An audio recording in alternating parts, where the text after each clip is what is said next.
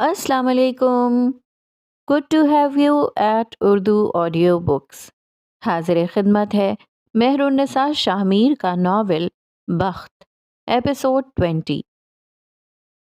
उमर के बंगले पे दिन चढ़ाया था। सुबह की मुक़द्दस सफ़ेदी दम तोड़ गई थी, अब उसकी जगह झुलसाती धूप ने ले ली थी। अलबत्ता घरों के अंदर अब भी किसी हद तक सुकून था। पंखे की हवा भली मालूम होती थी।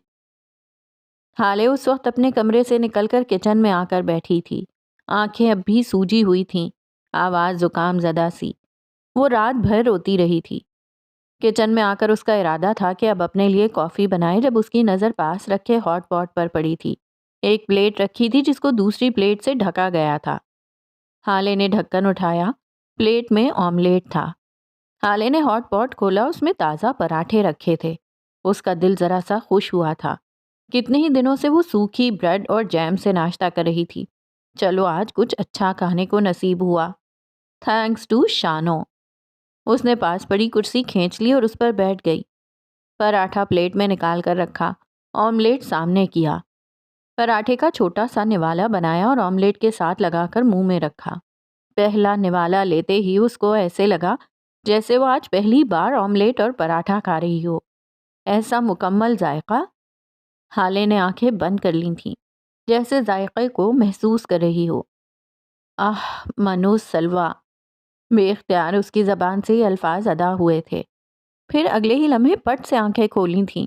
एक और निवाला, फिर दूसरा, फिर तीसरा। तकरीबन 10 मिनट बाद वो दोनों पराठे खा चुकी थी और ऑमलेट वाली प्लेट ऐसे साफ थी कि उसको धोने की ज़रूरत नहीं थी। उसने आधे कराची के रेस्टोरेंट्स के खाने खाए थे। वो जिस शहर जिस मुल्क भी जाती थी वहाँ के रेस्टोरेंट ज़रूर विज़िट किया करती थी, लेकिन ऐसा मुकम्मल जायका उसने आज तक नहीं चखा था। वो इतने सालों से जिस जायके की तलाश में थी, वो उसे आज मिला था। यकीनन शानो बेहतरीन खाना बनाती है। कुर्सी से उठते हुए उसने एतराफ़ किया था। उसी वक्त शानो हाथ में झाड़ू लिए उसे किचन में आती दिखाई दी। उसने दुपट्टा कंधे से गुजार कर कमर से बांध रखा था। हाले को देखकर उसने सलाम किया था। हाले ने सर के इशारे से जवाब दिया था। साथ मुस्कुराई थी, उदास सी मुस्कुराहट। आपने आज जो नाश्ता बनाया था बहुत लजीज था। अल्लाह आपके हाथों को सलामत रखे। अल्लाह इनका जायका बरकरार रखे। तुर्क ड्रामों का असर था, वो उनकी दुआएं सीख गई थी। पराठे बहुत अच्छे बने थे और ऑमलेट भी। ये इटालियन रेसिपी है, आपने कहाँ से सीखी? वो अपनी आदत के बरखिलाफ लंबी बात कर रही थी, जबकि शानो हवन्नकों की तरह उसको देखे गई। बाजी, मैंने तो कोई नाश्ता नहीं बनाया, और पराठे तो मुझसे कभी अच्छे बने ही नहीं। हाले ने चौंक कर उसे देखा था। उमर साहब कहते हैं मेरे हाथ के पराठों से बेहतर है बंदा रबड़ चबा ले। और इटालियन ऑमलेट, मैं तो पाकिस्तानी अंडा मुश्किल से बनाती हूँ। क्या बातें करती हैं बीबी। असल में क्या है ना, वो अब भी बोल रही थी जब हाले वापस पलटी थी। लपक कर ऑमलेट वाली प्लेट उठाई। उसके नीचे स्टिकी नोट लगा था। हाले की नज़र उस पर पड़ी थी, लेकिन वो नज़रअंदाज कर गई थी। उस पर बड़े बड़े अल्फाज में लिखा था, नाश्ते के लिए शुक्रिया की कोई ज़रूरत नहीं। उम्मीद है ये आपकी ज़िंदगी का सबसे बेहतरीन जायका होगा। बस 2 लाइन, सिर्फ 2 लाइन, और हाले का खून खौल उठा था।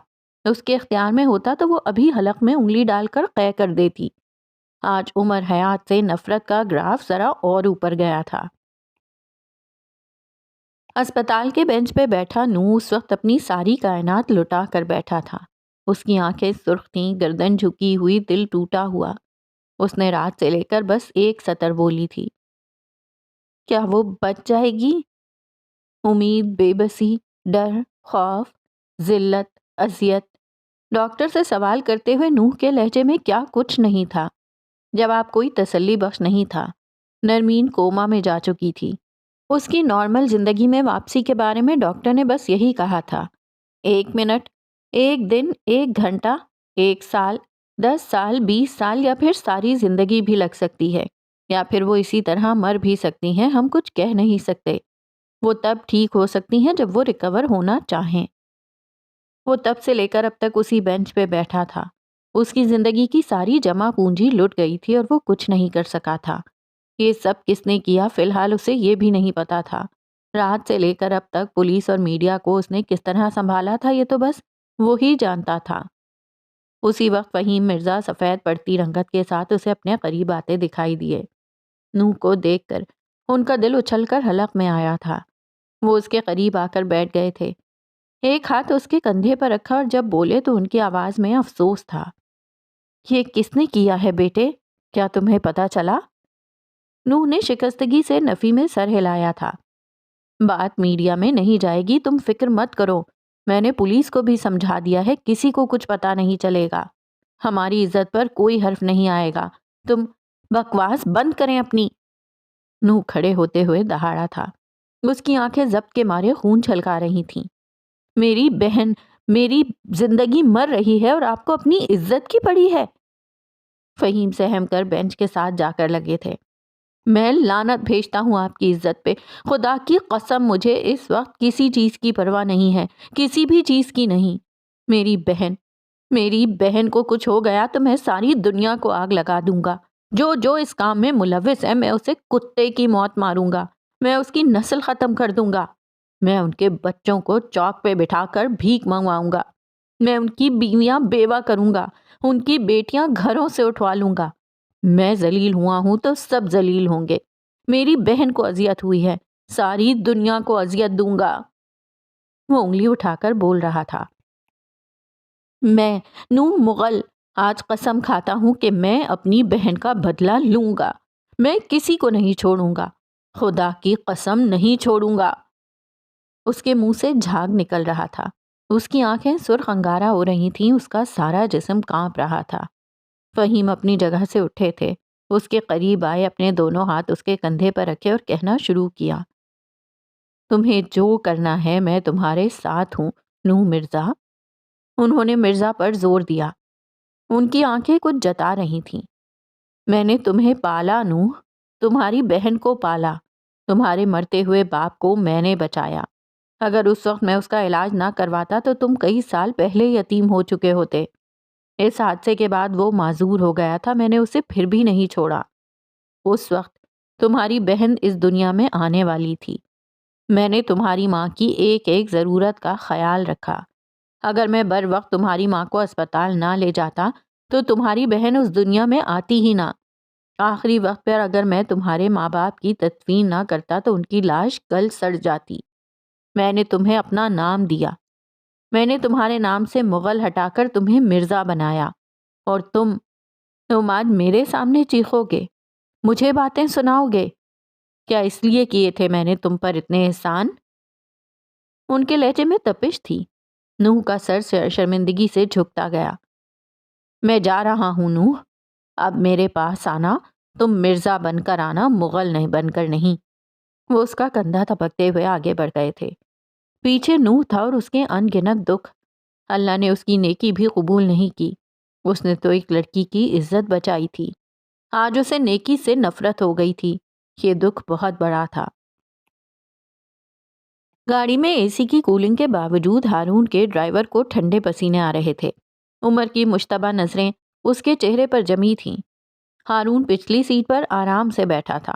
وہ کوئی 30-35 سال کا فربہی مائل آدمی تھا، نقوش پھینے تھے اور وہ آدھے گھنٹے سے ایک ہی بات دہرا رہا تھا۔ سر میں قسم کھا کر بتا رہا ہوں، میں نے ان کو یہیں اتارا تھا، پھر 2 گھنٹے بعد یہیں سے لینے آ گیا۔ میں اپنے بچوں کی قسم اٹھا کر کہہ رہا ہوں، مجھے میرے ماں باپ کی قسم ہے۔ وہ گھگیانے لگا تھا۔ اس نے پچھلے آدھے گھنٹے سے دہرائی جانے والی بات ایک بار پھر دہرا دی تھی۔ عمر نے بیزاری سے گردن پیچھے جھکائی تھی، جبکہ ہارون بے نیاز بیٹھا موبائل پہ انگلیاں چلا رہا تھا، جیسے کوئی فرق ہی نہ پڑتا ہو۔ عمر نے گاڑی سے نکل کر آس پاس نظر دوڑائی تھی۔ یہاں بس قطار در قطار چھوٹے بڑے دکان بنے تھے، کوئی آٹوز کا تو کوئی ورک شاپ، کوئی بائک اور گاڑیوں کے اسپیئر پارٹس بیچ رہے تھے۔ یہاں دور دور تک کوئی کیفے، کوئی ریسٹورانٹ نظر نہیں آ رہا تھا۔ اگر فروا یہاں کسی سے ملنے آئی تھی تو ضرور کسی کیفے یا ریسٹورانٹ ہی گئی ہوگی۔ عمر نے اس جگہ کی لوکیشن نکالی تھی۔ یہاں تقریباً 1.5 کلومیٹر تک کوئی ایسی معقول جگہ نہیں تھی جہاں فروا اور فہیم مرزا مل سکیں۔ وہ واپس گاڑی میں آ کر بیٹھ گیا تھا۔ اب اسے ایک اور طریقہ استعمال کرنا تھا اور وہ اس کے لیے تیار تھا۔ وہ جھکا اور اس نے جھک کر اپنی پنڈلی سے بندھی چھوٹی سی پسٹل نکال لی تھی۔ اب کہ اس کے ہاتھ میں چھوٹی پسٹل دیکھ کر ہارون کے ڈرائیور کا خون خشک ہو گیا تھا۔ عمر نے پستول اس کی کنپٹی پر رکھی تھی۔ ہارون نے ذرا کی ذرا نظر اٹھا کر اس کو دیکھا تھا اور ایک بار پھر بڑبڑاتے ہوئے اپنے موبائل پہ جھک گیا۔ کھسک گیا ہے پولیس والا، خیر مجھے کیا۔ اب بتاؤ کہاں لے کے گئے تھے تم اس بوڑھی فتنہ کو؟ اگر اب میرے ساتھ کوئی بھی چالاکی کرنے کی کوشش کی تو تمہارا گیم ختم سمجھو، کھوپڑی کھول دوں گا تمہاری۔ بولو، سب سچ بولو۔ وہ اس کی آنکھوں میں دیکھتا ہوا غرا رہا تھا۔ ڈرائیور رونے لگ گیا تھا۔ اللہ کی قسم سائیں، خدا کی قسم میں نے ان کو یہیں اتارا تھا۔ مجھے نہیں معلوم وہ یہاں سے کہاں گئیں، کس سے ملی، میں کچھ نہیں جانتا۔ مجھے معاف کر دو سائیں۔ ہارون بابا آپ ہی انہیں سمجھاؤ، میں آپ کا نوکر ہوں سائیں، میرے ماں باپ آپ کے نوکر ہیں، نمک کھایا ہے ہم نے آپ کا۔ وہ روتے ہوئے ہارون سے التجا کرنے لگا۔ ہارون نے نظر اٹھا کر اس کو دیکھا، پھر عمر کے پستول والے ہاتھ کو ناپسندیدگی سے دیکھا تھا۔ دیکھو عمر، میرے ڈرائیور پر پستول تاننے کی کوئی ضرورت نہیں ہے۔ ڈرائیور کا سانس بحال ہوا تھا جبکہ عمر کا چہرہ بے تاثر تھا۔ ہارون کہہ رہا تھا، ایسا کرو، اس نے سوچنے والے انداز میں بھویں اکٹھی کی تھیں، میرے پاس ایک بہت تیز دھار چاقو ہے، وہ لے لو اور اس کے ٹکڑے ٹکڑے کر دو۔ لاش ٹھکانے لگانا کوئی بڑا مسئلہ نہیں ہے۔ ہاں یہ صحیح ہے، ایسا ہی کرو۔ وہ جیسے اپنے ہی آئیڈیا سے محظوظ ہوا تھا۔ بہت چھوٹے چھوٹے ٹکڑے کرنا تاکہ اس کی لاش پہچانی نہ جا سکے۔ وہ نارمل لہجے میں کہہ کر دوبارہ موبائل پر جھک گیا تھا، جبکہ ڈرائیور کے کاٹو تو لہو نہیں بدن میں والا حساب تھا۔ یہ تو اصلی والا پاگل نکلا، وہ بس سوچ ہی سکا۔ عمر نے اس کو اب کیا کہتے ہو والی نظروں سے دیکھا تھا۔ ڈرائیور نے اپنی آنکھیں صاف کی تھیں۔ آپ میرے ٹکڑے کر دو یا جان سے مار دو، مالک سے غداری کا میں سوچ بھی نہیں سکتا صاحب۔ یہ بات شاید میڈم بھی جانتی تھیں، میں نے ان کو یہیں اتارا تھا۔ وہ کہہ رہا تھا اور عمر بیزاری سے اس کو سن رہا تھا۔ لیکن ایک بات ہے جو میں جانتا ہوں۔ وہ رکا تھا پھر کہنا شروع کیا، بی بی نے میرے موبائل سے کال کی تھی اور کسی سنیم نامی جگہ پر ملنے کی بات کی تھی۔ عمر سیدھا ہو کر بیٹھ گیا تھا۔ ہارون بھی چونکا تھا۔ میرے موبائل میں ریکارڈنگ بھی ہے، آپ کہو تو میں سنا دیتا ہوں۔ اس کے علاوہ میں کچھ نہیں جانتا، آپ مجھ سے قسم لے لو۔ اس نے اپنا موبائل جیب سے نکال کر عمر کے آگے رکھ دیا تھا۔ اچھا بس بس سن چکا میں۔ ہارون نے ہاتھ جھلایا تھا۔ چلو اب نکلو یہاں سے، اور پپا کو کچھ بھی بتایا تو میں اپنے ہاتھوں سے تمہیں مار ڈالوں گا۔ تنبیہ کرتے لہجے میں اس کو ڈپٹ دیا تھا۔ وہ بیچارہ اپنی جان خلاصی ہونے پر فوراً گاڑی کا دروازہ کھول کر نیچے اتر گیا تھا۔ ہارون اپنی جگہ سے اٹھ کر وہیں سے ڈرائیونگ سیٹ پر آ کر بیٹھا تھا۔ عمر اب بھی کچھ سوچ رہا تھا۔ نیم، یہ کون سی جگہ ہے؟ وہ باہر دیکھتے ہوئے پوچھ رہا تھا۔ بہت مہنگا کیفے ہے یہاں کا، یہاں سے 2 کلومیٹر دور ہوگا، اپنی سروسز کے لیے مشہور ہیں وہ لوگ۔ باقی حالے سے پوچھ لو، وہ مجھ سے زیادہ جانتی ہوگی، مجھے اتنا ہی معلوم ہے۔ حالے کی پچھلی برتھ ڈے پہ ہم لوگ وہیں گئے تھے۔ ہارون نے تفصیلی جواب دیا تھا اور پھر عمر کی طرف دیکھا۔ وہ اب بھی غیر آرام دہ تھا۔ اب کیا ہوا، چلو اسی کیفے پہ چلتے ہیں، یا شاید تم اب بھی مطمئن نہیں ہو؟ کیا کچھ اور ہے جو ہمیں پتہ کرنا ہے؟ ہارون اس کو دیکھتے ہوئے پوچھ رہا تھا۔ عمر ذرا سا بے چین تھا۔ کچھ نہ کچھ مسنگ ہے، کچھ ہے جو اس سب میں مس فٹ ہے۔ وہ عورت نہیں ہے، فتنہ ہے۔ جب وہ تمہارے ڈرائیور کو یہاں چھوڑ کر خود آگے گئی تھی تو وہ اس کے سامنے اسی جگہ کا نام کیوں لے گی جسے وہ چھپانا چاہ رہی ہے؟ کچھ ہے، کچھ مسنگ ہے۔ تمہارا ڈرائیور بس ایک ڈسٹریکشن ہے، اصل بات کچھ اور ہے۔ وہ سوچ سوچ کر سر ہلا رہا تھا۔ ہارون نے نفی میں سر ہلایا۔ اصل بات یہ نہیں ہے کہ میرا ڈرائیور ڈسٹریکشن ہے، اصل بات تمہاری جاب ہے۔ اس نے تمہیں ہر ایک پہ شک کرنا سکھا دیا ہے۔ تم تھانے میں نہیں ہو عمر حیات، اور میرا ڈرائیور وہ کوئی عادی مجرم نہیں ہے جو پستول کے سامنے ہوتے ہوئے جھوٹ بولے گا۔ وہ ایک عام سا آدمی ہے۔ جب پستول سامنے آ گئی تو اس کے منہ سے نہ چاہتے ہوئے بھی سچ ہی نکلے گا۔ اپنے دماغ کو تھانے سے نکالو اور ہر آدمی کو شک کی نگاہ سے دیکھنا چھوڑ دو، زندگی آسان ہونے لگے گی۔ وہ کہہ کر خاموش ہو گیا تھا۔ عمر نے کوئی جواب نہیں دیا۔ وہ خاموش رہا۔ اگر اس کا دماغ کہہ رہا تھا کچھ مسنگ ہے تو ہے۔ کمرے میں ملگجا سا اندھیرا تھا۔ اے سی کی میٹھی سی کولنگ چاروں اور پھیلی ہوئی تھی۔ ابھری ہوئی اینٹوں والی دیواروں پر مختلف قسم کے میوزیکل پوسٹرز لگے تھے۔ ایک دیوار پر چند گٹارز ٹنگے ہوئے تھے۔ کمرے کی تیسری دیوار پر اس کمرے کے مالک کی بچپن سے لے کر اب تک کی تمام تصاویر لگی تھیں۔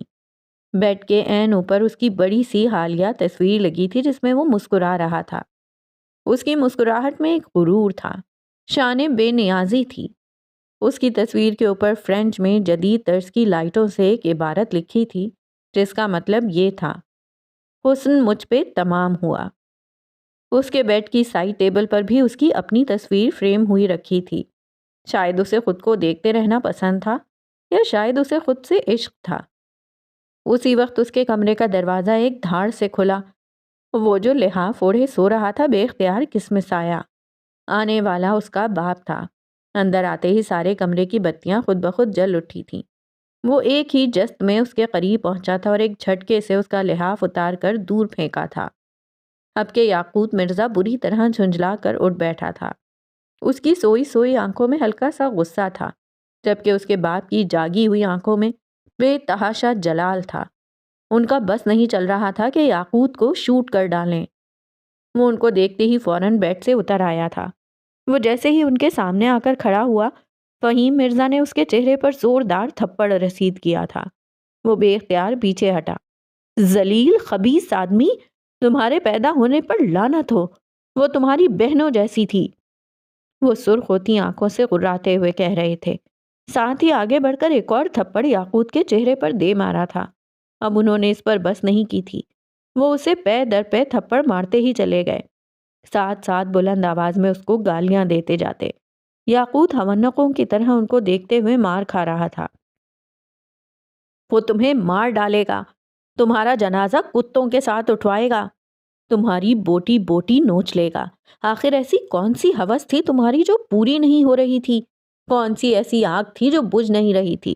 لڑکی چاہیے تھی نا، مجھے بولتے، میں لائن لگا دیتا، کوٹھے پہ چلے جاتے، سارا کوٹھا اٹھا لاتے، لیکن نہیں نہیں یاقوت، تمہیں تو کتے کی موت مرنا تھا۔ اب وہ تمہارا کلیجہ چبائے گا، تم دیکھنا، وہ تمہارے ٹکڑے ٹکڑے کر دے گا۔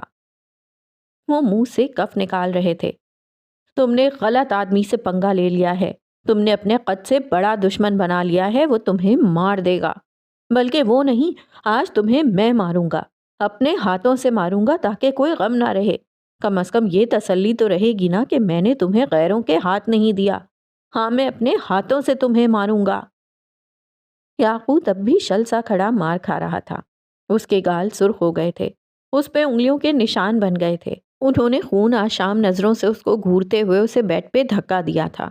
اب وہ اس کے اوپر جھکے اس کی گردن پہ اپنے ہاتھ رکھے اس کا گلا دبانے لگے تھے۔ یاقوت خوف سے ان کو دیکھے گیا۔ اس کی آواز حلق میں دم توڑ گئی تھی۔ فہیم اب بھی بلند آواز میں غرا رہے تھے۔ ان کا چہرہ غصے سے سرخ ہو رہا تھا۔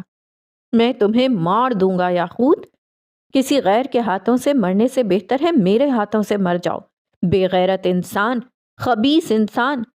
گالی گالی گالی، میرے تخم سے پیدا ہوئے ہو، میں ہی آج تمہیں مار دوں گا۔ یاقوت کی آنکھیں ابلنے کو تھیں جب اس نے اپنا پورا زور لگا کر اپنے باپ کے سینے پہ اپنے دونوں ہاتھوں سے زور دے کر ان کو دور دھکیلا۔ فہیم جتنے بھی طاقتور سہی، یاقوت جوان تھا، زیادہ طاقتور تھا۔ وہ اس کے ایک ہی دھکے سے بیڈ سے نیچے گرے تھے۔ ان کا سانس غیر ہموار تھا، چہرہ دہک رہا تھا۔ یہی حال یاقوت کا بھی تھا۔ اس کی گردن بری طرح سرخ ہو چکی تھی۔ وہ گردن جھکائے مسلسل کھانس رہا تھا۔ اس کا چہرہ سفید پڑ گیا تھا، آنکھیں باہر کو آ گئی تھیں۔ کچھ دیر تک دونوں اسی طرح اپنی اپنی جگہ بیٹھے کھانستے رہے اور صورتحال کو سمجھتے رہے۔ چند منٹ بعد فہیم اپنی جگہ سے اٹھے تھے۔ یاقوت سانس روکے انہیں اپنے قریب آتے دیکھتا رہا۔ اس کے بالکل قریب آ کر اپنا ہاتھ بلند کر کے ایک زوردار تھپڑ ایک بار پھر اس کے چہرے کی زینت بنایا تھا۔ اب کی بار ان کے چہرے اور لمس دونوں میں غصہ نہیں تھا، یہ ایک بے بسی بھرا تھپڑ تھا۔ یاقوت نے چہرہ جھکا لیا تھا۔ شاید اسے اندازہ ہو گیا تھا کہ وہ خود کو کس دلدل میں پھنسا چکا تھا۔ 10 منٹ بعد اس کے بیڈ پر اس کے قریب بیٹھے وہ اس کی گردن پر آئس پیک رکھ رہے تھے۔ یاقوت کی سفید گردن پر ان کے ناخن بری طرح چبھے تھے، چہرے پر تھپڑوں کے واضح نشان تھے۔ تمہیں اگر وہ لڑکی پسند تھی تو بھونک دیتے، میں کسی بھی طرح تمہیں وہ لا دیتا، زیادہ سے زیادہ کیا کرنا پڑتا، نکاح کروا دیتا میں، لیکن یہ جھک مارنے کی کیا ضرورت تھی تمہیں؟ ان کی آواز اب بلند نہیں تھی، لیکن اس میں غصہ تھا، بے بسی تھی، حقارت تھی۔ یاقوت نے سر جھٹکا تھا۔ کتنی بار تو بتایا تھا پسند ہے پسند ہے، اب آپ کو سمجھ ہی نہیں آئی تو میں کیا کرتا؟ وہ بیزاری سے بولا تھا۔ بات یہ نہیں تھی جو وہ بتا رہا تھا، وہ لفظوں کی ہیر پھیر سے کام لے رہا تھا۔ کیوں؟ یہ وہ خود بھی نہیں جانتا تھا۔ فہیم مرزا نے دانت پہ دانت جما کر ضبط کیا۔ مجھے لگا بہن کی طرح پسند ہے، وہ چبا چبا کر بولے تھے۔ یاقوت مرزا نے کیا کبھی کسی لڑکی کو بہن کی نظر سے دیکھا ہے؟ اور ایسی بھی کیا بڑی بات ہو گئی؟ آپ نے بھی تو نوح کی ماں رابیل کے ساتھ یہی سب کیا تھا۔ فہیم مرزا کا آئس پیک لگاتا ہاتھ تھم گیا تھا، ان کا سانس تک رک گیا تھا۔ یاقوت بولے گیا، میں بچہ تھا لیکن اتنا بھی نہیں، سب یاد ہے مجھے۔ نیرو تب 4 سال کی تھی، میں 9 سال کا تھا ڈیڈ۔ وہ لڑکی مجھے پسند ہے جیسے آپ کو رابیل آنٹی پسند تھیں۔ میں نے جو بھی کیا آپ سے سیکھ کر کیا ہے۔ مجھے بلیم کرنے سے پہلے آپ اپنے گریبان میں جھانک لیں۔ وہ اپنے باپ کی آنکھوں میں دیکھتے ہوئے بول رہا تھا۔ فہیم مرزا کے لیے اگلی سانس لینا بھی مشکل ہو گیا تھا۔ کافی دیر بعد جب وہ بولے تو ان کو اپنی آواز کسی کھائی سے آتی محسوس ہوئی۔ تم یہ سب کیسے جانتے ہو؟ انہوں نے ہکلاتے ہوئے سوال کیا تھا۔ یاقوت نے ان کی جانب دیکھا تھا۔ ڈیڈ میں بچہ ضرور تھا لیکن میں مرد بھی تھا۔ ہماری کلاس کے بچے بہت جلدی بڑے ہو جاتے ہیں، ایسی باتیں سمجھنے میں ہمیں زیادہ وقت نہیں لگتا۔ ہم نے کئی ملک گھوم رکھے ہوتے ہیں، کئی کلچر دیکھ رکھے ہوتے ہیں، ہم پہ پابندیاں نہیں ہوتی، ہمیں سب دکھایا جاتا ہے، ہمیں سب سننے کی آزادی ہوتی ہے، اور یہی آزاد ماحول ہمیں وقت سے پہلے بڑا کر دیتا ہے، جیسے مجھے کر دیا۔ شاید میں یہ نہیں سمجھ پاتا اگر آپ نے یہ ایک بار کیا ہوتا۔ یاقوت رکا تھا، اس کے باپ کا چہرہ شرمندگی سے جھکا تھا۔ آپ نے یہ ایک بار نہیں کیا ڈیڈ، آپ نے یہ بار بار کیا۔ آپ نے صرف خود ہی ان کے حسن کا فائدہ نہیں اٹھایا، آپ نے ان کا حسن بیچا۔ یہ آپ کا بزنس ایمپائر، یہ سب آپ نے کیسے بنائی کیا میں نہیں جانتا؟ آپ نے اس عورت کو مجبور کیا کہ وہ خود کو بیچے تاکہ آپ کو فائدہ ہو۔ اس کا شوہر کمزور تھا، معذور تھا، اور وہ عورت مجبور۔ آپ انہیں بڑے بڑے عمرہ اور رؤسا کی محفلوں میں لے کر جاتے تھے، آپ انہیں ان لوگوں کے… وہ ایک بار پھر رکا تھا، لہجہ ذرا سا زخمی ہوا تھا۔ فہیم مرزا گردن جھکائے سرخ چہرے کے ساتھ اس کو سنے گئے۔ آپ انہیں ان لوگوں کے گیسٹ ہاؤس بھیجتے تھے، آپ انہیں لوگوں کے فارم ہاؤس بھیجتے تھے، آپ نے انہیں بیچ کر اپنے لیے دولت خریدی۔ ہم امیر تھے، شروع سے تھے۔ آپ کا ایک ہوٹل تھا لیکن ہم کبھی بھی ملینرز نہیں تھے۔ آپ نے نوح کے باپ کا سارا پیسہ ضبط کر لیا، اور جہاں تک میں جانتا ہوں ان کا ایکسیڈنٹ بھی آپ نے کروایا تھا۔ مجھے یہ سب ممی نے بتایا تھا، لیکن آپ نے جو کچھ بھی رابیل آنٹی کے ساتھ کیا وہ میں نے اپنی آنکھوں سے دیکھا تھا۔ تب نہیں سمجھا لیکن کچھ سال بعد سمجھ گیا تھا۔ اس کا لہجہ ہلکا تھا، دھیما سا۔ کیا تم مجھ سے نفرت کرتے ہو؟ انہوں نے گردن اٹھا کر پوچھا تھا۔ یاقوت نے نفی میں سر ہلایا۔ یاقوت اب بھی بے تاثر لہجے میں بولے گیا، میں آپ سے محبت کرتا ہوں ڈیڈ، آپ میرے واحد پیرنٹ ہیں۔ جو کچھ بھی آپ نے کیا، جیسے بھی کیا، کوئی نہ کوئی وجہ رہی ہوگی۔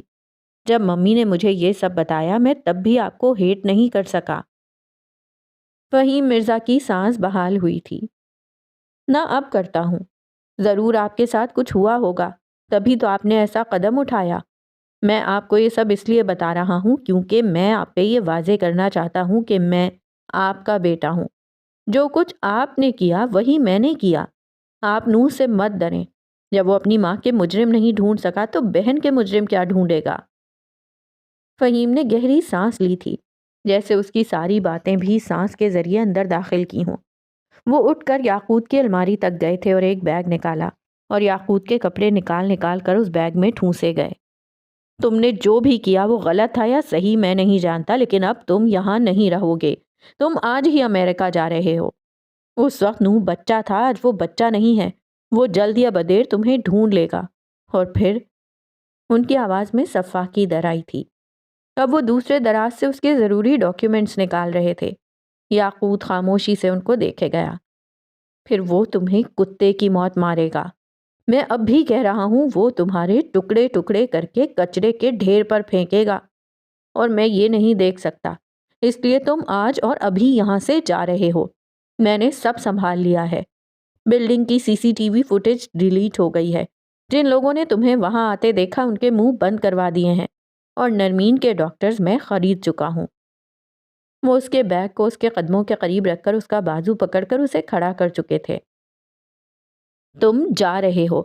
جب تک سب کچھ فکس نہیں ہو جاتا تب تک تم جا رہے ہو، اور اگر تم واپس آئی تو میں تمہیں اپنے ہاتھوں سے ماروں گا، اور اسے میری دھمکی مت سمجھنا۔ وہ اس کو وارن کرتے ہوئے بول رہے تھے۔ یاقوت غیر آرام دہ تھا۔ آپ کو کیسے پتا چلا کہ میں نے؟ اس نے بات آدھے میں چھوڑ دی تھی۔ مجھے اس انسپیکٹر انس جاوید نے کال کی تھی۔ اس نے فوٹیج میں تمہارا چہرہ دیکھ لیا تھا، اور رہی صحیح کسر اس چوکیدار نے پوری کر دی تھی۔ خیر، میں اس وقت تمہارے پاس آ کر مسئلہ بڑھانا نہیں چاہتا تھا، مجھے سب کچھ فکس کرنا تھا۔ آپ یہ سب اکیلے نہیں کر سکتے، مجھے بتائیں یہ سب کرنے میں آپ کو کس نے ہیلپ آؤٹ کیا ہے؟ وہ شکی انداز میں ان کو دیکھتے ہوئے پوچھ رہا تھا۔ سلطان منزل سے کسی نے میری مدد کی ہے، وہ جینیس ہے، ایول جینیس۔ اب تم جاؤ، تمہاری فلائٹ ہے، آدھے گھنٹے بعد تمہیں نکلنا ہے۔ وہ بے دلی سے باتھ روم میں گھس گیا تھا۔ پیچھے فہیم مرزا بے دم ہو کر بیڈ پر گرے تھے۔ اپنی اولاد سے اپنا داغدار ماضی سننا الگ ہی ذلت تھی۔ صبح دوپہر میں بدلنے لگی تھی جب عمر اپنی اسٹڈی میں داخل ہوا۔ ہالے سامنے ہی فرش پر بیٹھی چھوٹی میز پر رکھے کاغذات کھنگال رہی تھی۔ عمر کو دیکھ کر نظر انداز کیا تھا۔ وہ بھی کسی قسم کی بدمزگی نہیں چاہتا تھا۔ خاموشی سے آ کر اس کے قریب بیٹھ گیا۔ کیا آپ کو کچھ ملا؟ اس نے بیٹھتے ہی سوال کیا تھا۔ حالے نے ساری کوفت کو ایک طرف رکھتے ہوئے کچھ کاغذات اس کے آگے رکھے۔ یہ شیر علی کے پچھلے 2 سال کے سارے کیسز کی ڈیٹیلز ہیں۔ 2 سال سے اس پہ 10 کیس ہوئے ہیں، جن میں سے 7 مقدموں میں وہ جیل جا چکا ہے۔ میں نے ان 7 مقدموں میں اس کو نکالنے والے آدمیوں کو چیک کیا ہے۔ خشک لہجے میں کہتے ہوئے وہ رکی تھی۔ تمہارا نام کہیں نہیں ہے، احسان کرنے والے انداز میں کہہ کر وہ دوبارہ کہنا شروع کر چکی تھی۔ ان 7 میں سے صرف 3 کیس ایسے ہیں جس میں اس کو فیور دی گئی ہے۔ اب ہمیں ان 3 لوگوں کو چیک کرنا ہوگا۔ عمر غور سے سن رہا تھا۔ دور کہیں اس کا دل کہہ رہا تھا کہ 3 لوگوں کو چیک کرنے کی ضرورت نہیں ہے، بس فہیم مرزا کو چیک کرو، لیکن خاموش رہا۔ وہ چاہتا تھا حالے اپنا مسئلہ اپنے طریقے سے حل کرے۔ یہ سب آپ نے اکیلے کیسے کر لیا؟ وہ متعجب ہوا۔ کس نے کہا اکیلے کیا ہے؟ لیل سکندر نے تمہاری زوجہ کے ساتھ کام کیا ہے۔ عمر پیچھے سے آتی لیل کی آواز پر مڑا تھا۔ وہ سفید ٹی شرٹ اور جینز میں ملبوس تھی، چھوٹے بال آدھے باندھ رکھے تھے، سانولا چہرہ دھلا دھلایا سا تھا۔ اس کے ہاتھ میں 2 کافی کے مگ تھے۔ وہ چھوٹے چھوٹے قدم لیتی آئی اور ان کے قریب ہی بیٹھ گئی۔ عمر نے اب حالے کی جانب دیکھا تھا۔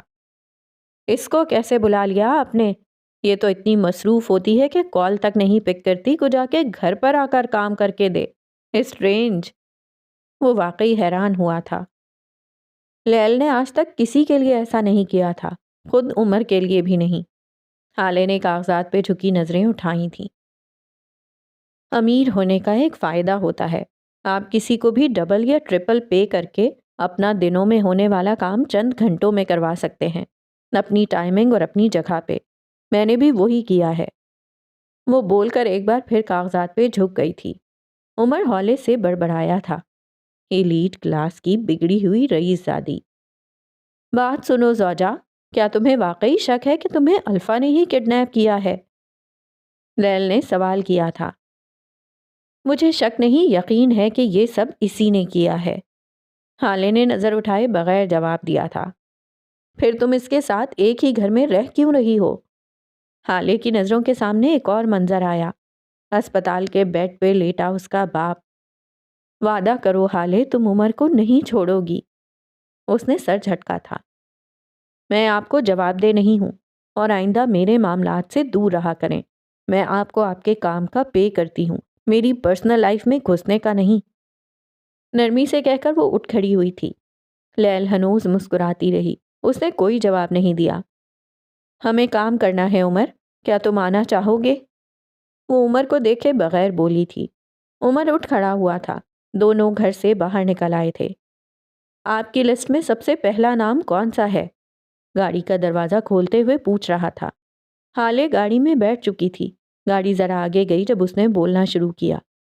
زرنگار بیگم وومن ہاسٹل چلاتی ہیں، مجبور اور گھر سے بھاگی ہوئی عورتوں کو پناہ دیتی ہیں، لیکن دراصل ان کے ہوٹل میں ہیومن ٹریفکنگ اور ہیومن آرگنز ٹریفکنگ ہوتی ہے۔ 6 ماہ پہلے شیر علی ہیومن ٹریفکنگ کے کیس میں پھنس گیا تھا، تو اسی عورت نے اس کی بیل کروائی تھی۔ ہمیں اس کو چیک کرنا ہوگا۔ لیکن اس کا آپ سے یا آپ کی فیملی سے کیا تعلق ہو سکتا ہے، مجھے سمجھ نہیں آیا۔ حالے نے روڈ پر دیکھتے ہوئے سرسری انداز میں بولنا شروع کیا۔ زرنگار بیگم کا بیٹا یونیورسٹی میں میرا سینئر تھا۔ 6 ماہ پہلے وہ اپنی ماں کو میرے رشتے کے لیے لایا تھا۔ عمر کا چہرہ سرخ ہوا تھا۔ بازو کی پھولی ہوئی رگیں مزید پھول گئی تھیں۔ حالے کہی جا رہی تھی۔ بابا نے انکار کر دیا تھا، جس طرح میں نے تمہیں کیا تھا۔ اب مجھے یہ جاننا ہے کہ وہ گریس فلی موو آن کر گیا تھا یا پھر تمہاری طرح نا کو انا کا مسئلہ بنا گیا۔ اس نے بھگو کر مارا تھا۔ عمر کافی دیر تک جواب دیے بغیر گاڑی ڈرائیو کرتا رہا۔ پلان کیا ہے؟ ڈرانا ہے یا آپ کے پاس اس کی کوئی کمزوری ہے؟ تھوڑی دیر بعد اس نے پوچھا تھا۔ میں عام لڑکی ہوں، میرے پاس کوئی پلان نہیں ہے، نہ ڈرانا ہے نہ اس کی کوئی کمزوری ہے میرے پاس۔ میں عام لوگوں کی طرح اس سے پوچھوں گی، صاف صاف اور بس۔ اس نے سادگی سے جواب دیا تھا۔ عمر نے سر جھٹکا تھا۔ ظاہر ہے وہ اسے نہیں بتائے گی۔ اس لڑکی کے اندر نہ جانے کیوں اتنا زہر بھرا تھا، وہ بس سوچ ہی سکا۔ سفیر لنچ ٹائم پہ گھر آیا تھا۔ کھانا کھا کر یوسف سلطان سے ملنے کے بعد وہ اپنے کمرے میں آیا تو اس کی متلاشی نظریں کچھ ڈھونڈ رہی تھیں۔ الماری کا ایک پٹ کھولے کھڑا وہ بے چین سا تھا۔ کیا یہ ڈھونڈ رہے ہیں؟ مہر کے ہاتھ میں بوتل دیکھ کر وہ اس کی جانب مڑا تھا۔ چہرے پر کوئی شرمندگی، کوئی ندامت نہیں تھی۔ تم میری چیزوں کو ہاتھ مت لگایا کرو مہر، خاص طور پر اسے۔ اس نے کنکھیوں سے بوتل کی جانب اشارہ کیا تھا۔ مہر کی بھوری آنکھوں میں کرب اترا تھا۔ سفیر اس کے ہاتھ سے بوتل لے کر بیڈ پر جا کر بیٹھ گیا تھا۔ پاس پڑے گلاس میں شڑت کی آواز کے ساتھ ڈالتا گیا۔ گلاس منہ تک بھر گیا۔ سفیر، آپ ایسا کیوں کر رہے ہیں؟ مجھے اور خود کو کیوں اذیت دے رہے ہیں؟ میں آپ سے بہت محبت کرتی ہوں، اس طرح آپ کو دیکھ کر مجھے تکلیف ہوتی ہے۔ وہ بول رہی تھی۔ سفیر اس کی طرف توجہ دیے بغیر گلاس منہ سے لگا گیا۔ جانے مہر میں اتنی ہمت کہاں سے آئی کہ اس نے قریب جا کر سفیر کے ہاتھ سے گلاس لے کر دیوار پر دے مارا۔ اس کی آنکھیں سرخ انگارہ ہو رہی تھیں۔ سفیر نے غصے بھری نظروں سے اس کو دیکھا تھا لیکن بولا کچھ نہیں۔ کیوں؟ آخر کیوں کرتے ہیں آپ ایسا؟ وہ پھٹ پڑی تھی۔ سفیر نے سر بیڈ گراؤنڈ سے ٹکا دیا تھا۔ مجھے کوئی شوق نہیں ہے اس کا مہر، مجھے بہت تکلیف ہوتی ہے جب جب میں ہوش میں ہوتا ہوں۔ حالے میرے دماغ سے چپک کر رہ گئی ہے۔ اس کی بے وفائی کا غم مجھے سانس لینے نہیں دے رہا۔ وہ ہارے ہوئے لہجے میں بول رہا تھا۔ ایسے میں جب جب میں نشے میں ہوتا ہوں، سکون میں ہوتا ہوں۔ میں بہت بری طرح ٹوٹ گیا ہوں۔ میں ہمیشہ سے فاتح رہا ہوں، میں کبھی ہارا نہیں ہوں۔ میں اس ہار کو ڈائجسٹ نہیں کر پا رہا۔ سفیر رول کرنے کے لیے پیدا ہوا تھا۔ یہ ہار کیسے اس کے مقدر میں آ گئی مجھے سمجھ نہیں آ رہی۔ اسکول، کالج، یونیورسٹی، بزنس، میں ہر جگہ ہر میدان میں فاتح رہا ہوں مہر۔ میں جینیس تھا۔ میری پرسنالٹی، میرا چارم، میرا بولنا، یہ سب تو لوگوں کو چت کر دیتا تھا۔ حالے کیسے مجھے چھوڑ کر اس عمر کے پاس جا سکتی ہے؟ تم بتاؤ نا مہر، وہ مجھے کیسے چھوڑ سکتی ہے؟ مہر اس کے قریب بیٹھ گئی تھی۔ ایک ہاتھ سے اس کا ہاتھ تھاما اور کہنا شروع کیا۔ سفیر، کچھ لوگ ہمارے لیے نہیں ہوتے، ان کا جانا بخت میں لکھا ہوتا ہے، وہ ہمیں مل کر بھی نہیں مل پاتے۔ وہ شاید آزمائش ہوتے ہیں یا پھر سراب، ان کے پیچھے بھاگ کر ہم بس اپنے پاؤں اور دل زخمی کر لیتے ہیں۔ آپ فاتح ہیں، آپ آج بھی نہیں ہارے، بس جو انعام طے ہوا تھا وہ آخری وقت پہ بدل گیا۔ آپ کو انعام میں ہالے نہیں، مہر ماں ملی۔ یقین جانیے میں آپ کے لیے بہترین ہوں۔ آپ ایک بار حالے کو ایک طرف رکھ کر مہر ماں کو تو دیکھیں، آپ ہیل ہونے لگیں گے۔ وہ نرمی اور محبت سے کہہ رہی تھی، سفیر نے جیسے سنا ہی نہ ہو۔ مجھے حالے چاہیے مہر، جب تک میں اس کو حاصل نہیں کر لوں گا مجھے سکون نصیب نہیں ہوگا۔ وہ میری تھی اور میری رہے گی۔ دنیا کی ہر خوبصورت چیز پر بس سفیر سلطان کا حق ہے، کیونکہ میں فاتح ہوں، میرے بخت میں تخت لکھا ہے، اور تم دیکھنا میں ایک دن حالے کو حاصل کر کے ہی رہوں گا، چاہے مجھے جو مرضی کرنا پڑے۔ وہ اٹل لہجے میں بول رہا تھا۔ مہر یکدم غصے سے اٹھی تھی۔ وہ آپ کو کبھی نہیں مل سکتی۔ آج اس کے غم میں شراب پی رہے ہیں نا، کل سے منشیات لینا شروع کر دیں، زیادہ سکون آئے گا، لیکن وہ آپ کو مل جائے گی، یہ بات آپ اپنے ذہن سے نکال دیں۔ وہ پھٹی ہوئی آواز میں چلائی تھی، مہر میری بات سنو۔ سفیر نے اٹھ کر اس کے قریب جانا چاہا تھا، مہر ماں بدک کر دور ہٹی تھی، ساتھ اپنے دونوں ہاتھ اوپر اٹھا لیے۔ ان ناپاک ہاتھوں سے مجھے چھونے کی کوشش بھی مت کیجیے گا، میں آپ کے اس بٹے ہوئے دل کے ساتھ نہیں رہ سکتی، آپ کو فیصلہ کرنا ہوگا۔ حالے سلطان کا سراب یا مہر ماں وہاج کی محبت، آپ کو فیصلہ کرنا ہوگا سفیر۔ وہ گلابی پڑتی آنکھوں سے بولتی باہر نکل گئی تھی۔ سفیر پچھتاووں میں گھرا کھڑا رہ گیا۔ زرنگار بیگم کا ہاسٹل 2 منزلہ تھا۔ اوپر والی منزل پر وہ عورتیں رہتی تھیں جو کماتی تھیں، جاب کرتی تھیں یا پھر ہاسٹل میں ہی چھوٹی موٹی ذمہ داریاں سنبھالے ہوئے تھیں۔ نچلے پورشن میں دنیا جہاں کی بد زبان لڑاکا اور ہڈ حرام عورتیں رہتی تھیں، جن کو سیدھا کرنا زرنگار کو خوب آتا تھا۔ ایک بات تھی جو ان سب خواتین میں مشترک تھی، ان سب نے کوئی نہ کوئی آرگن ڈونیٹ کر رکھا تھا۔ جو یہ اعضا بیچنے پر راضی نہ ہوتی، اسے جو بیچنا پڑتا تھا، کیا یہ بتانے کی ضرورت ہے؟ وہ دونوں اس وقت زرنگار کے آفس میں بیٹھے تھے۔ آفس کیا تھا، ایک ڈربہ تھا، چھوٹے سے کمرے کے وسط میں ایک لکڑی کی میز رکھی تھی، جس پہ دوپہر کے کھانے کے برتن اب بھی رکھے ہوئے تھے۔ دیواروں پہ جا بجا مکڑیوں نے جال بن رکھے تھے۔ میز کے دائیں طرف والی دیوار پہ کھڑکی تھی، جہاں سے مئی کی تپتی ہوا آتی، لیکن وہ اس وقت بند تھی۔ حالے اور عمر اسی لکڑی کی میز کے سامنے رکھی پلاسٹک کی کرسیوں پر بیٹھے ہوئے تھے۔ عمر پرسکون سا، حالے غیر آرام دہ سی، اسے بے چینی سی ہو رہی تھی۔ وہ بار بار لمبے لمبے سانس لیتی تھی، پھر یہاں وہاں دیکھتی جیسے کچھ ڈھونڈ رہی ہو۔ اسی وقت دروازے سے ایک موٹی عورت آتی نظر آئی۔ اس نے سرخ ساڑی پہن رکھی تھی، رنگت صاف، بال اونچے جوڑے میں مقید تھے۔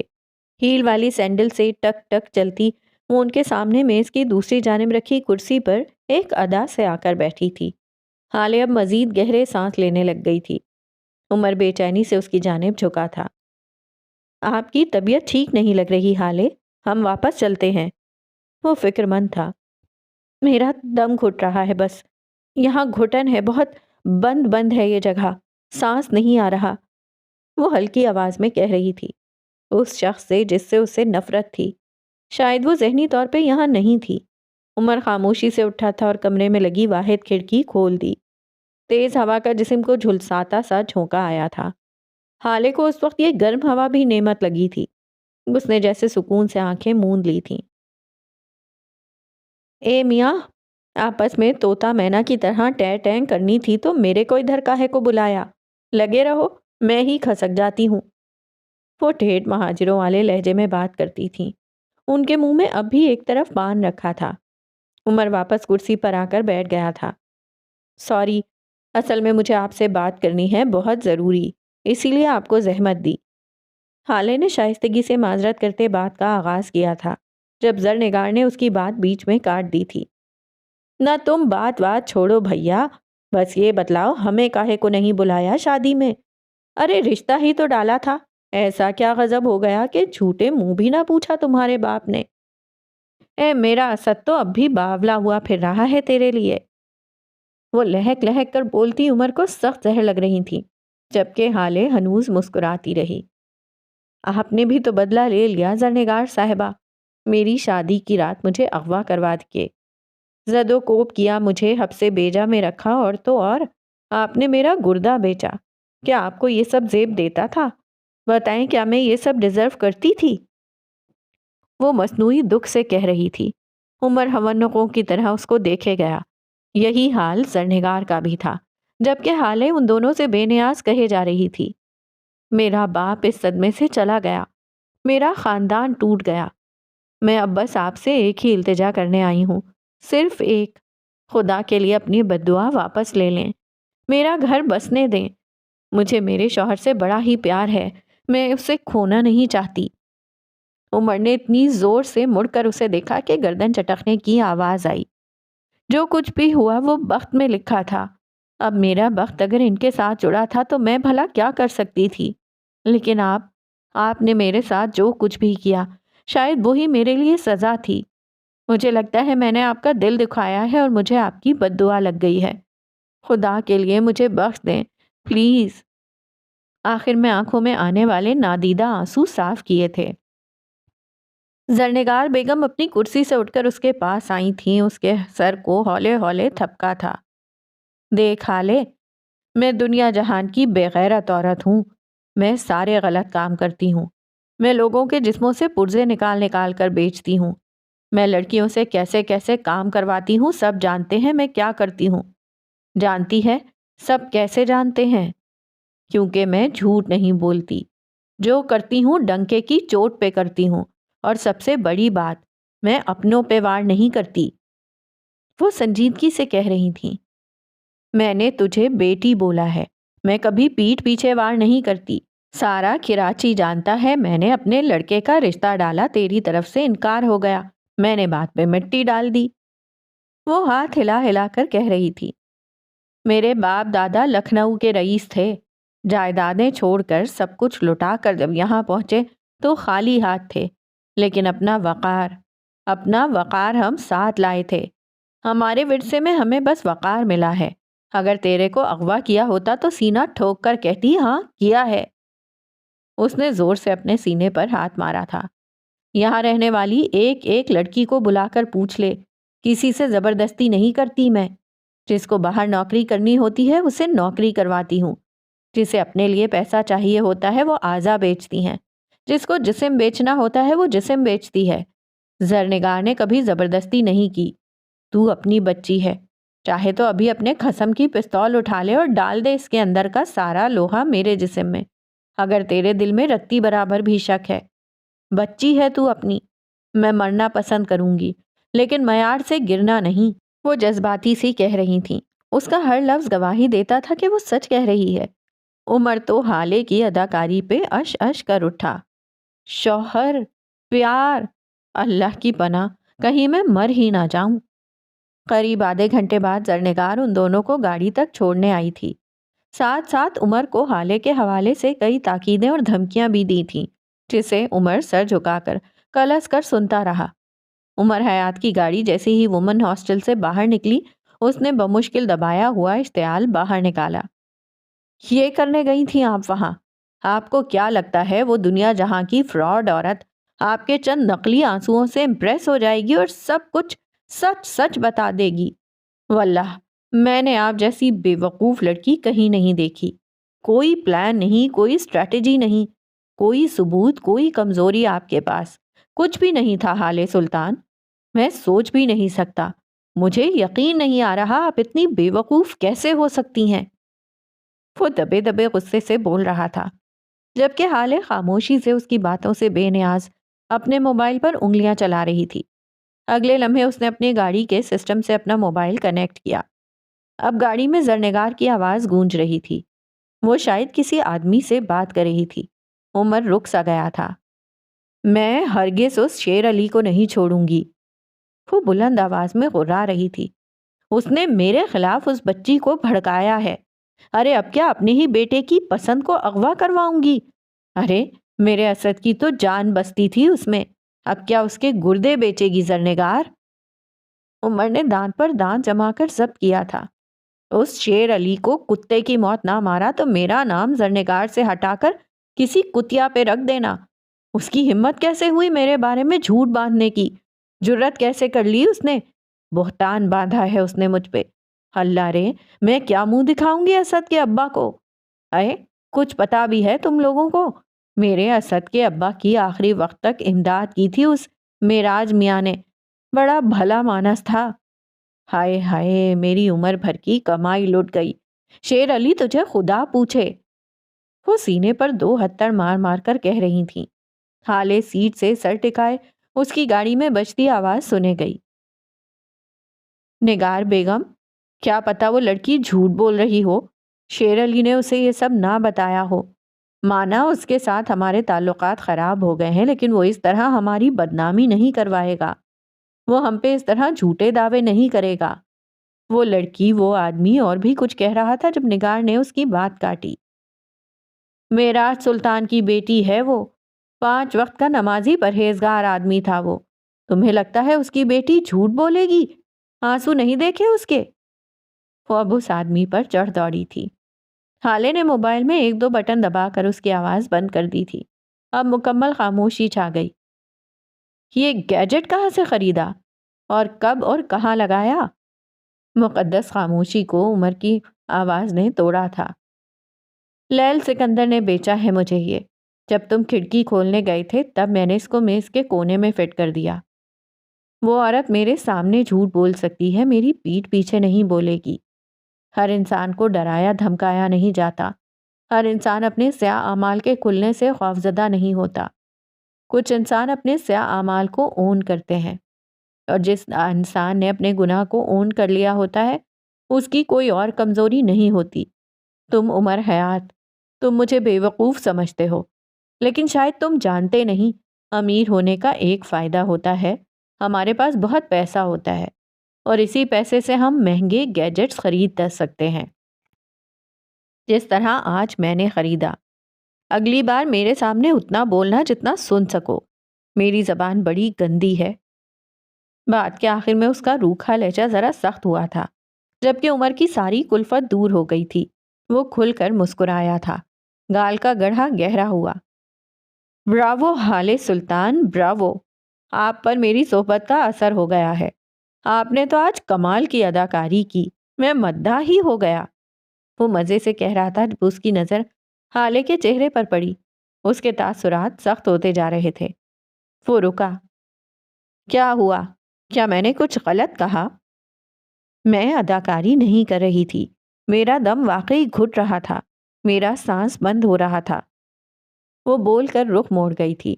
اب وہ گاڑی کے کھلے شیشے سے باہر دیکھ رہی تھی، جبکہ عمر سوچ میں پڑ گیا تھا۔ وہ گاڑی کے شیشے کھلے رکھتی تھی، کمرے کا دروازہ بند نہیں کرنے دیتی تھی۔ ذرا ذرا سی بند جگہوں پر اس کا دم گھٹتا تھا۔ اس کے ساتھ مسئلہ تھا، کوئی بڑا مسئلہ تھا۔ یہ منظر ایک چھوٹے سے کیفے کا ہے، جہاں ایک کونے والی ٹیبل پر فروا بیٹھی تھیں۔ سامنے فرحاد غفار بیٹھا تھا۔ فروا نے پیروں تک آتی لمبی سرخ قمیض پہن رکھی تھی، سفید بڑے بڑے پائنچوں والا ٹراؤزر، بھورے بال ڈھیلے جوڑے میں باندھ رکھے تھے، آنکھوں میں غیر آرام دہ پن تھا۔ فرحاد، مجھے ساری ڈیٹیلز بتاؤ، اس ASP کا معراج سلطان سے کیا تعلق تھا، اور یہ تعلق اتنا گہرا کیسے ہوا کہ وہ اپنی پراپرٹی کے اٹارنی تک اس کے حوالے کر دیں؟ جو کچھ بھی تم نے سنا ہے یا جانتے ہو، سب سچ بتاؤ مجھے۔ وہ وارننگ دیتے لہجے میں پوچھ رہی تھیں۔ میم، مجھے زیادہ نہیں پتا، میں نے اپنے سارے تعلقات استعمال کر لیے ہیں، لیکن عمر حیات کے بارے میں صرف یہی پتا چلا ہے کہ وہ 18 سال کی عمر میں حیدرآباد سے کراچی آیا تھا۔ معراج سر اسے اپنے یتیم خانے لے آئے۔ کچھ عرصے تک وہ یہیں کراچی میں رہا، اس کے بعد وہ یہاں سے چلا گیا، پہلے اسلام آباد، اس کے بعد کوئٹہ۔ وہاں جا کر اس نے CSS کلیئر کیا اور ASP تعینات ہو گیا۔ کچھ عرصہ پہلے ہی واپس آیا ہے۔ وہ بول رہا تھا اور فروا آنکھیں چھوٹی کیے غور سے سن رہی تھی۔ اور ایک بات اور، اسے پیسے سے پیار ہے، اس معاملے میں وہ جنونی ہے۔ اپنی تنخواہ سے اس کا گزارا نہیں تھا۔ نوکری کے اگلے ہی سال اس نے ایک گاڑیوں کے شو روم میں اپنے دوست کے ساتھ شراکت داری کر لی تھی، جہاں سے وہ دونوں ہاتھوں سے پیسہ بٹورتا ہے۔ صدر بازار میں اس کی 3 آٹوز کی دکانیں ہیں، مختلف لوگ اس کے لیے کام کرتے ہیں۔ ہیون کو 25% فنڈز اس کی جانب سے ملتے ہیں۔ ایماندار، اصول پسند اور کھرا آدمی ہے۔ معراج صاحب اس کے بارے میں کہتے تھے کہ اللہ نے اس کا بخت بہت فرصت سے لکھا ہے، اس پہ اللہ کا خاص کرم ہے۔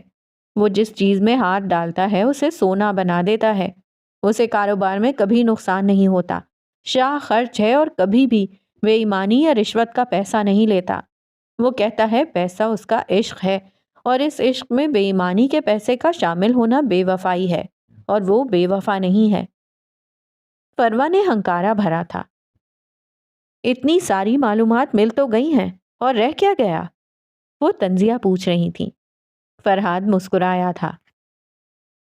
میم، یہ ساری باتیں اس کی گلی کا کتا بھی جانتا ہے۔ یہ سب وہ معلومات ہیں جو وہ خود دیتا ہے۔ وہ حیدرآباد سے کیوں آیا؟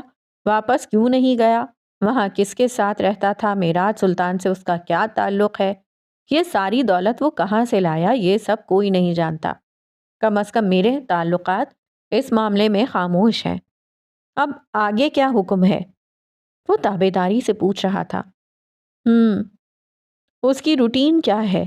کیا کرتا ہے؟ کہاں جاتا ہے؟ پتہ کروایا؟ زیادہ کچھ خاص نہیں پتا۔ صبح فجر کے بعد ہیون جاتا ہے، 1 گھنٹہ بچوں کو قرآن پڑھاتا ہے، اس کے بعد اپنی ڈیوٹی پہ جاتا ہے، شام میں اپنا شو روم دیکھتا ہے۔ وہ زیادہ تر شو روم نہیں جاتا، اس کا دوست سردار سب کچھ سنبھال لیتا ہے۔ معراج صاحب کی موت کے بعد اس کی روٹین چینج ہو گئی ہے۔ اب فجر کے بعد یا پھر رات گئے قبرستان جاتا ہے، کافی دیر بیٹھا رہتا ہے، پھر آ جاتا ہے۔ اس کی نوکری چلی گئی ہے، لیکن وہ کچھ کر رہا ہے۔ کیا؟ یہ نہیں معلوم۔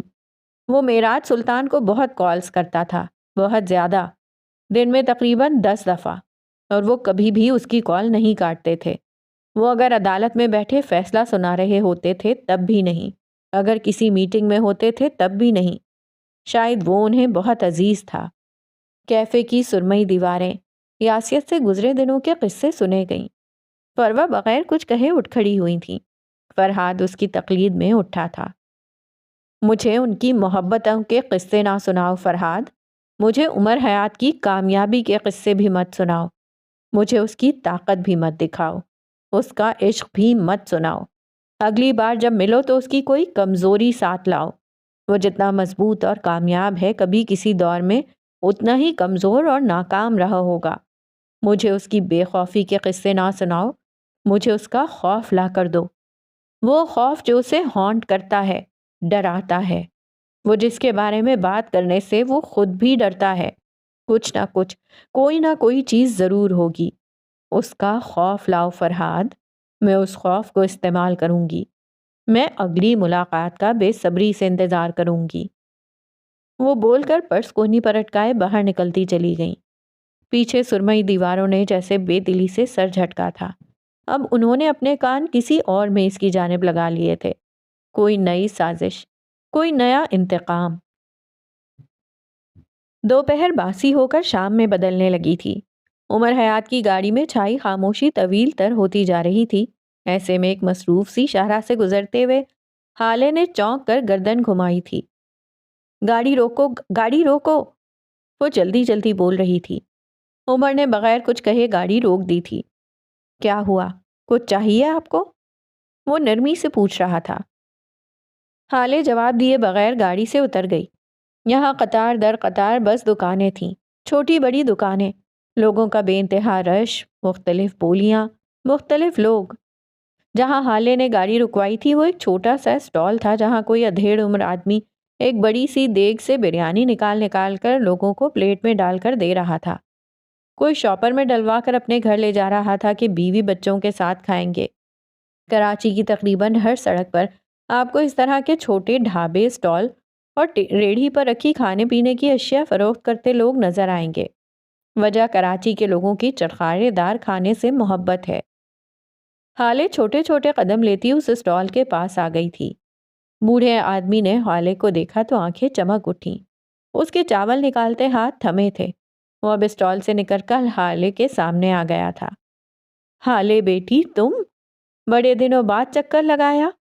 مان لیا کہ تمہاری مکمل ذائقے کی تلاش ختم نہیں ہوگی۔ لیکن پھر بھی بیٹا چکر لگا لیتا ہے بندہ، وہ اداسی سے کہہ رہے تھے۔ بات کرتے ہوئے وہ چلتے ہوئے سامنے رکھی پلاسٹک کی کرسیوں پر آ کر بیٹھ گئے تھے۔ عمر بھی اس کے ساتھ بیٹھا تھا۔ معراج صاحب کی وفات کے بارے میں بھی سنا، میں آیا بھی تھا، شمس صاحب نے اندر نہیں آنے دیا، میں تو بس تمہیں دیکھنے آیا تھا بچے، وہ فکر مندی سے کہہ رہے تھے۔ وہ ایسے شفیق بوڑھے لوگوں میں سے تھے جن کو سارے جوان لڑکے لڑکیاں اپنی اولاد جیسے دکھتے تھے۔ بس چچا مصروف رہی اتنا وقت۔ خیر آپ بتائیں جواد باہر آیا کہ نہیں؟ ان کے بڑے بیٹے کو 6 ماہ قبل پولیس کسی جھوٹے کیس میں پکڑ کر لے گئی تھی۔ اس نے معراج سلطان کی بات حذف کر لی تھی۔ یکدم بوڑھے کی آنکھوں کی جوت بجھ گئی۔ کہاں بیٹی، وہ لوگ کہتے ہیں رشوت دو، میں ایک پھوٹی کوڑی بھی نہ دوں؟ ارے خدا کو بھی منہ دکھانا ہے میں نے، بیٹے کی زندگی کی خاطر اپنی آخرت نہیں خراب کر سکتا میں۔ اللہ ان پولیس والوں کو پوچھے، جھولیاں بھر بھر کر رشوت لیتے ہیں لیکن ان کے پیٹ کا دوزخ ہے کہ بھرتا ہی نہیں۔ کس کیس میں لے گئے ہیں آپ کے بیٹے کو اور کس تھانے میں ہے؟ حالے کے بولنے سے قبل ہی عمر بول پڑا تھا۔ بوڑھے نے ناسمجھی سے اس کو دیکھا، پھر حالے کو۔ وہ ان کا سوال سمجھ گئی تھی لیکن خاموش رہی۔ یہ تمہارے ساتھ ہے بیٹا؟ کون ہے یہ؟ میرا شوہر ہے، پولیس میں ہے، یہ آپ کی مدد کر دے گا، آپ اسے بتائیں۔ اب کے بوڑھے کی آنکھیں خوشی سے پھیلی تھیں۔ ارے شوہر ہے تمہارا؟ رک جاؤ، میں ابھی اسے اپنے ہاتھوں کی بریانی کھلاتا ہوں۔ تمہارا شوہر ہے تو میرا داماد ہوا نا؟ وہ خوشی سے کہتے ہوئے دوبارہ اسٹال کی جانب بڑھ گئے تھے۔ مجھے ایک فیور چاہیے، دو گے؟ حالے اس کی طرف دیکھے بغیر پوچھ رہی تھی۔ کس حیثیت سے؟ بیوی کی یا پھر پارٹنر کی؟ وہ مکمل اس کی طرف متوجہ تھا۔ اس کے منہ سے اپنے لیے بیوی سننا حالے کے لیے ایک الگ ہی اذیت تھی۔ پارٹنر کی حیثیت تھے تو مجھے فیور دو، وقت آنے پر میں تمہیں فیور دوں گی۔ اوکے، کیا کرنا ہوگا؟ کہ آدمی بابا کے دوست ہیں، اچھے وقتوں کے اچھے دوست۔ وہ رک رک کر بات کرنے لگی تھی۔ اس کی باتوں میں اب پہلے کی طرح روانی نہیں تھی۔ اس آدمی کے بیٹے کو باہر نکالو، اس کے یہاں بچہ ہونے والا ہے۔ یہ آدمی بابا کے پاس آیا تھا۔ وہ رکی تھی، الفاظ تلاشے لیکن نہ ملے۔ جب میری شادی ہو رہی تھی اس سے 2 دن پہلے، بابا نے اس سے کہا تھا کہ وہ حیات صاحب سے بات کریں گے۔ شاید وہ تمہاری بات کر رہے تھے لیکن میری وجہ سے وہ بات نہیں کر سکے اور پھر میری ہی وجہ سے مر گئے۔ وہ بول کر ساکت ہو گئی تھی۔ بہتی ہوا بھی ساکت ہو گئی تھی۔ یکدم گھٹن بڑھ سی گئی تھی۔ عمر اسے دیکھے گیا بغیر کچھ کہے خاموشی سے۔ میں بابا کے لیے کچھ نہیں کر سکی، نہ میں حسن کی طرح اچھے گریڈز لاتی تھی، نہ مجھے سفیر کی طرح کامیابیاں ملتی تھیں، نہ بچوں کی طرح ٹیلنٹڈ تھی۔ میں بالکل عام تھی، سوائے خوبصورتی کے میرے پاس کچھ نہیں تھا۔ وہ ان سے ذرا دور بیٹھی ایک فیملی کو دیکھ رہی تھی، ماں باپ اور ایک بیٹی۔ میں بابا کے لیے انعام تھی لیکن پرائز بانڈ نہیں جسے آپ خوشی یا غم میں خرچ کر سکیں۔ میں ایک ٹرافی تھی جسے ہمیشہ شیلف پر سجا کر رکھا جائے، جو کبھی کوئی فائدہ نہیں دیتی۔ بچی کسی بات پر ضد کر رہی تھی، اس کی ماں اسے جھڑک رہی تھی جبکہ اس کا باپ اسے اب بھی پیار سے منا رہا تھا۔ بس پڑی رہتی ہے، پڑی رہتی ہے اور بس پڑی ہی رہتی ہے، پھر ایک دن وقت کی دھول کے ساتھ کہیں کھو جاتی ہے۔ میں ان کی زندگی میں ان کے لیے کچھ نہیں کر سکی۔ ان کے جانے کے بعد ان کے ادھورے کام پورے کرنا چاہتی ہوں۔ تو مجھے فیور دے دو، بدلے میں تمہیں فیور دوں گی، وقت آنے پر، کام پڑنے پر۔ باپ نے کوئی بات کہی تھی۔ بچی پیٹ پکڑے گردن پیچھے پھینکے کھلکھلا کر ہنس دی تھی۔ اس کی ماں کے چہرے کے سخت تاثرات زائل ہوئے تھے۔ وہ ہولے سے ہنس دی تھی۔ حالے نے نظروں کا زاویہ بدل لیا تھا۔ وہ اب نیچے مٹی کو گھور رہی تھی۔ عمر نے اس کی بات کا کوئی جواب نہیں دیا تھا۔ وہ اب بھی اس کے کندھے کے پیچھے سے اس فیملی کو دیکھ رہا تھا۔ حالے نے نظر اٹھا کر عمر کو دیکھا تھا اور پھر اس کی نظروں کا ارتکاز دیکھا۔ وہاں مت دیکھو عمر، وہ یکدم خوف سے بولی تھی۔ عمر نے جیسے اس کی بات نہیں سنی تھی، وہ اب بھی ہلکے سے مسکراتے ہوئے انہیں دیکھے گیا۔ میں کہہ رہی ہوں وہاں مت دیکھو عمر، اب کہ اس کی آواز روندھی ہوئی تھی۔ وہ دیکھیں کس طرح ہنس رہی ہے، کتنی پیاری بچی ہے وہ، میں نے کہا نا وہاں مت دیکھو۔ وہ میز پر ہاتھ مارتے غرائی تھی۔ آس پاس گزرتے لوگوں نے اس کو دیکھا تھا۔ بچی کی ہنسی تھم گئی تھی۔ وہ رک کر حالے کو دیکھے گئی۔ بس چند لمحوں کا کھیل تھا۔ لوگ واپس اپنے کھانوں کی طرف متوجہ ہو گئے۔ بچی اپنے باپ سے کچھ کہنے لگی۔ حالے عمر کے قریب جھکی تھی۔ آواز آہستہ کر لی، سرگوشی جتنی آہستہ۔ انہیں مت دیکھو، کیونکہ تم میرے ساتھ ہو۔ میں قرض ہوں، جو لوگ بھی میرے ساتھ ہوتے ہیں وہ قرض ہو جاتے ہیں۔ تم انہیں دیکھو گے تو میری منحوسیت ہر جگہ پھیل جائے گی، اس خاندان کو نظر لگ جائے گی عمر۔ انہیں مت دیکھو پلیز۔ وہ بے بسی اور خوف سے کہہ رہی تھی۔ عمر کے دل کو کچھ ہوا تھا۔ وہ کچھ کہنے لگا تھا کہ اسی وقت وہ بوڑھا آدمی ٹرے میں بریانی کی 2 پلیٹس رکھے ان کے قریب آیا۔ ساتھ ایک چھوٹا لڑکا بھی تھا جس کے ہاتھ میں پانی کا جگ اور گلاس تھے۔ تھوڑی دیر بعد وہ عمر کو جلدی جلدی ساری تفصیل بتا رہا تھا۔ عمر آنکھیں سکیڑے سنے جا رہا تھا۔ بریانی انچھوئی رکھی تھی، پانی گرم ہو گیا تھا۔ وہ فیملی اٹھ کر جا چکی تھی۔ حالے اب بھی وہیں دیکھ رہی تھی۔ میں سارا معاملہ دیکھ لوں گا، آپ فکر نہ کریں۔ کچھ دیر بعد وہ اٹھتے ہوئے کہہ رہا تھا۔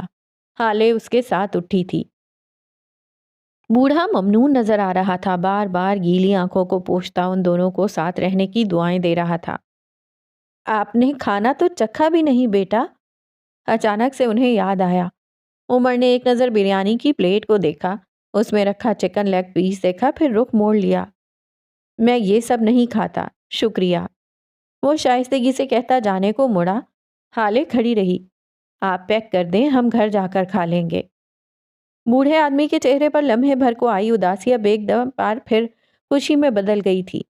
عمر کو یہ بات اچھی نہیں لگی لیکن ظاہر نہیں ہونے دیا۔ اس نے چھوٹے بچے کو آواز دی تھی۔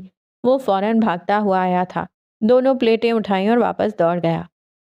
آپ یہ سب کیسے کھا سکتی ہیں؟ آپ کو پتا بھی ہے یہ چکن کیسا ہے؟ کیا اس نے ہاتھ دھو کر بھی بنایا ہوگا؟ یہ ان ہائیجینک ہے، میرا نہیں خیال آپ کو یہ سب کھانا چاہیے۔ گاڑی ڈرائیو کرتا عمر سخت غیر آرام دہ تھا۔ اس کے چہرے کے تاثرات صاف بتا رہے تھے کہ تھوڑی دیر قبل حالے کا پیک کروایا ہوا کھانا وہ اپنے ساتھ لے جانے پر بھی راضی نہیں ہے۔ تم مت کھانا، میں عادی ہوں، کھا لوں گی۔ مجھے لوگوں کے دل توڑنا پسند نہیں، اور میرے معاملات میں مت بولا کرو۔ میں ان ہائیجینک کھانا کھاؤں یا زہر، تمہیں اس بات سے مطلب نہیں ہونا چاہیے۔ وہ رکھائی سے کہہ کر رخ موڑ گئی تھی۔ آپ مجھے کہتے میں سب کچھ بنا سکتا ہوں لیکن پلیز یہ نہ کھائیں۔ وہ جیسے منت کر رہا تھا۔ یکدم اس کے ذہن میں کچھ کلک ہوا تھا، آنکھوں میں تپش سی بھر گئی۔ تم نے صبح کس کی اجازت سے میرے لیے ناشتہ بنایا؟ تم مجھے دھوکہ دینا کب چھوڑو گے عمر؟ آخر تمہیں میری ذات کا مذاق اڑا کر کیا سکون ملے گا؟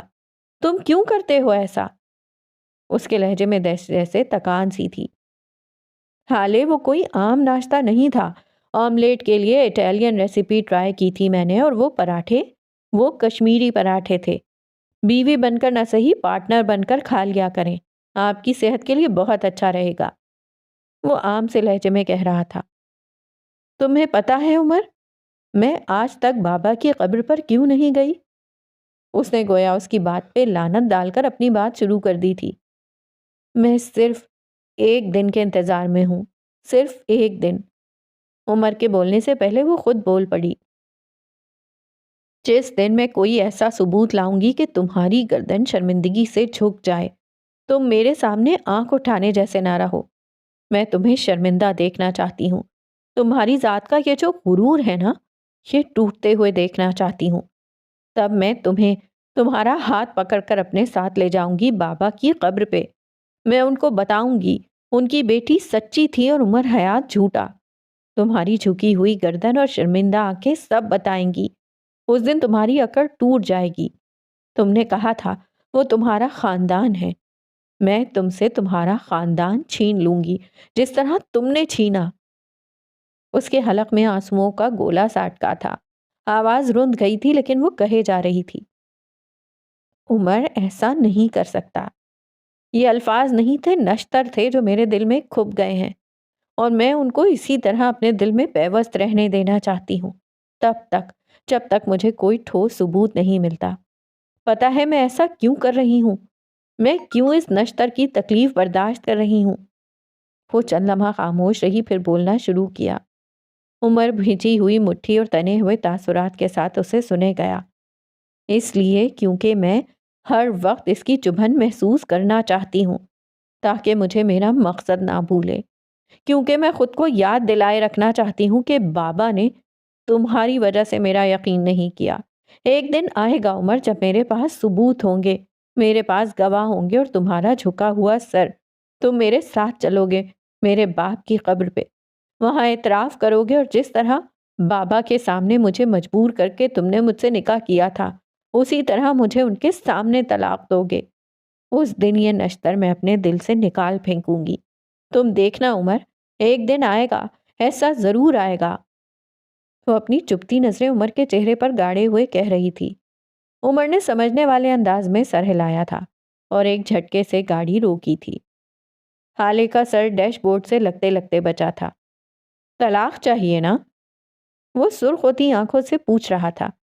جائیں، فیملی کورٹ سے لے کر ہائی کورٹ، سپریم کورٹ جائیں، پریس کانفرنس سے لے کر ٹی وی شوز میں جا کر بیٹھیں۔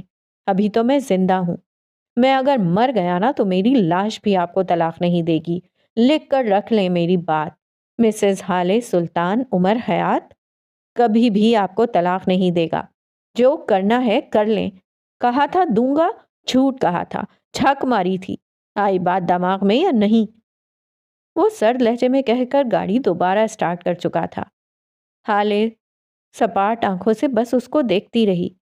ڈوبتی شام اور آتی رات نے چپکے سے یہ منظر اپنی آنکھوں میں حفظ کر لیا تھا۔